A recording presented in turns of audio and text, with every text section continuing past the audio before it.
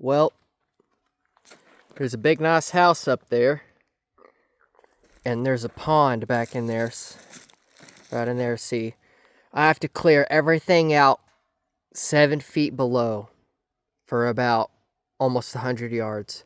Briars, tree branches. Yeah.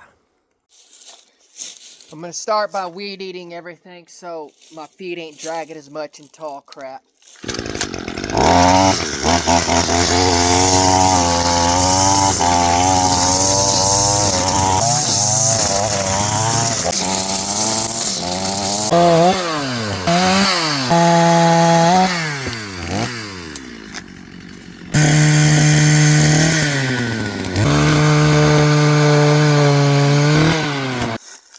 Loading the trailer. It's a mess. Halfway full, probably.